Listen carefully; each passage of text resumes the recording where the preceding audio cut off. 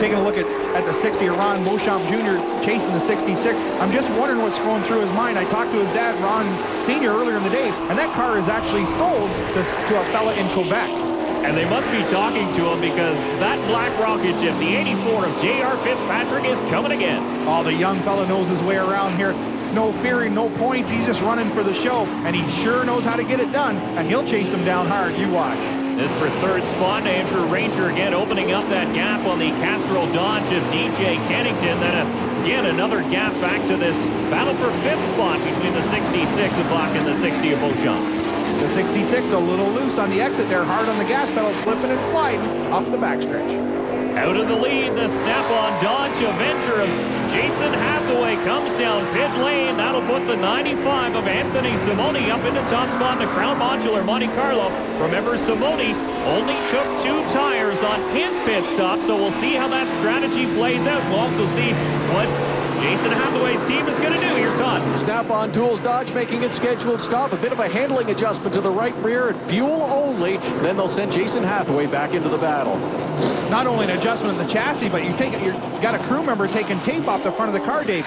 One of the second most important things on a race car on a road course is the brakes. You got to keep them cool. And with that tape on there, you're not keeping them cool, and they may not make it to the end of the race. We'll be back with more after this commercial break. We'll get you to the finish after this. The young man from Holland Landing, Ontario, Anthony Simone, leads the Dickies 200 here at Mosport. Well, Dave, Anthony calls himself the Italian Stallion, but he better look in the mirror because the fast Frenchman from Roxton Spawn, Quebec is gaining on him. He's almost a second a lap faster than him in that 27 car. That's a ton. Is that the difference between 2 tires and 4 tires? Will that give you that much of an advantage, or is it the road course skill? Well, I think it's the 27 car has more experience on road courses than a stock car. Simone has road course experience. He's not a novice by any stretch. But the kid in the 27, definitely not scared to squeeze the loud pedal, and he's got 4 new skins. Simone sliding it through turn 8, and there is Dave Whitlock walking from his car. We've heard engine troubles as Whitlock comes to a rest in 5C, so a tough day for those running in the top half of the Castrol point standings. Well, Dave has announced his retirement. He had a great start to the season, and today his troubles started in the road courses. But you know what? It's okay. We got a stretch ovals coming, and Davey have his stuff back together. Yeah, believe it or not, the only one who hasn't had their problems in the top 5 of the Castrol points race is the leader, Ron Beauchamp Jr. He's sitting 5th with 14 laps to go here in the Dickies 200. Well, we're listening to the scatter chatter, and NASCAR has given Robin Buck a stop and go for passing in 5B. I'm just not quite sure. We haven't been under caution, so he hasn't passed in a caution zone. I thought we were racing under green here, so obviously some confusion. You cannot give a man a drive-through penalty under green. Possibly a little miscommunication from the corner marshals here at Mosport, who are generally very experienced at marshalling races, but Robin Buck all the way down in 6th position now. There's a good look at DJ Kennington, who runs in the 3rd spot. And the 77 of Derek Lynch, the Kawartha Speedway Dodge Avenger, is a lap down. A real good look at Pierre Bourque in the office there, concentrating, takes a quick look in the mirror, looks at the gauges, makes sure everything's all right. Hard on the gas up over the hill, off the gas onto the brake. Real good look at that back straightaway. Well, Pierre Bourque giving that new sponsor a pretty good run, sitting in 13th spot, battling with the 77 of Lynch, but they're both a lap down, and there's the battle for the lead shaping up as Ranger takes a look underneath Simone, but Simone slams the door going into corner number 1. And Todd is pit side with more info on our leader. Fellas, we've seen Anthony Simone and his team work this before. Track position is key to success. They made their scheduled stop, but only took 2 left side tires, plus, of course, the fuel to take them the rest of the distance. They've got track position. They've got fresh left side tires. Now it's up to the driver to handle it the rest of the way.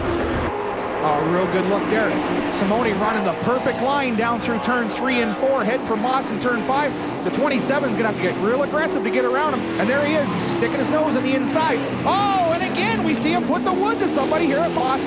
NASCAR's gotta do something. Simone all over the racetrack. You can't just nerf a guy out of the way to win a race. Simone had to grab a handful of wheel, and then he got into the dirt as he was looking at the wall. Mark Dilley is in 11th spot. He's the first car a lap down, so that pass not for position, but look at that gap now between Ranger and Simone. Simone has got to be angry. Yeah, but he's got a great guy up in the box. Thatcher will be on the radio to him, calming him down, looking at the big picture. He'll be telling him, hit your marks, ease off, look at the big picture. Let's bring a podium here today at Mosport. It's funny, when Andrew Ranger broke into the stock car ranks, we talked about how aggressive the stock car racers were with him, and now it's Andrew Ranger doing the nudging and bumping on the way to the lead. Well, maybe he learned his lessons too well. The 17 of DJ Kennington, the Castrol Dodge, battling with the 84 of JR Fitzpatrick. Word out of the Fitzpatrick camp is that he's going to run most of the road course events here in the NASCAR Canadian Tire Series this season. Well, with that car that's underneath him, I'd put him in all the road course races, and the young fella sure can drive. He's banging it off the rev limiter. A lot of places around this track as we ride on board with Pierre Bourque. Interesting story for Bourque, too. He's going to donate all of his 2009 NASCAR Canadian Tire Series winnings to the Canadian Military Families Fund. Oh, well done, Pierre Bourque. He's always done a little something every year he's been with us, and he's a great guy. This battle for third, though, heating up. One race ago at Delaware Speedway on the oval, JR Fitzpatrick was the one doing the spotting for DJ Kennington. Now they're battling nose to tail here at Mosport International Raceway. Wow, two real good friends. They'll stick the nose up underneath the back of each other and draft down the backstretch, but they do need a caution to get caught up to the front to have any shot at the win.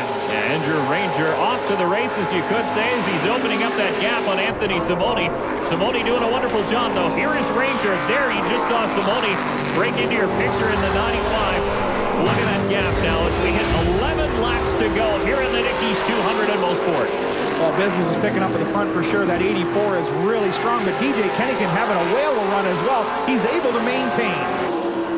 All clear, one curling back at 84. So DJ Kennington slamming the door on the 84 of JR Fitzpatrick, no doubt driving with the mirror in mind. Here comes Fitzpatrick taking a look into two. That would have been a dicey one to make. Well, that's just the wrong spot to stick it down the inside, and JR knows that. That's why he just faked him out there. It's not the spot to try to make a pass, but turn three is pretty good. In the nose under braking, and he's in there. JR Fitzpatrick takes over third position as DJ Kennington leaves that door open. Riding on board with the Castrol kid, DJ Kennington. Well, you know, DJ's a veteran, and he knows JR is only in this for the win, not points.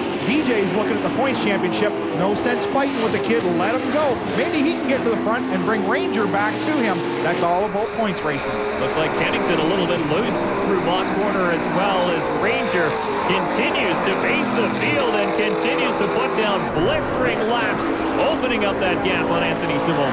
Well, he's certainly got the fastest race car in the field, but you still got to wonder about all this pushing and shoving we've seen going on here today. Anthony Simone in the 95 took two tires on his pit stop. That gave him track position over the 84 of JR Fitzpatrick. Fitzpatrick is catching him, but will he have time? We're into the closing laps of the Dickies 200. Ranger continues to lead. Welcome back to the closing stages of event number 3 of the 2009 NASCAR Canadian Tire Series here on TSN. The 27 Ford Fusion of Andrew Ranger is led for 27 laps here at the Dickies 200. And Dave, Todd's telling us that Andrew Ranger's crew is asking him to back it down a little bit. They're asking for 300 less RPM on his shift points, trying to save the motor. We've had a lot of motor trouble here today, and we're getting down to the closing stages, and it would be a shame to throw it away by running the car hard. Yeah, we've had motor trouble from teams that don't normally have motor trouble. With 3 laps to go here, Ranger continues to nurse that huge lead. Steckley had motor trouble. Don Thompson Jr. had motor trouble, and the 39 Dickies Dodge of Dave Whitlock had motor trouble. Absolutely. Look at this kid, Simone, running second. Did a great pit stop thing at Delaware on the oval and did it here again today. His crew's pretty sharp. Absolutely, and Simone just continues to hit his marks. He's no doubt trying to take care of that car here in the closing stages of the Dickies 200. The look back to third place, it's that all-black 84 of JR Fitzpatrick. What a run, though, he's had. Started way back in 24th position. He had the spin, made the pit stop, and he's up into third. Yeah, just a great talent on the road course. Actually, a great talent in anything you put this kid in. He can drive the wheels off it, starting at the front or the back. But he ran out of time here today so far. We need a caution. We've been talking about that, and he just doesn't want to be the caution as you see him slide it hard through Mosport. DJ Kennington looks as though he's back down the Castro Dodge just a little bit as well, unable to keep the pace being set by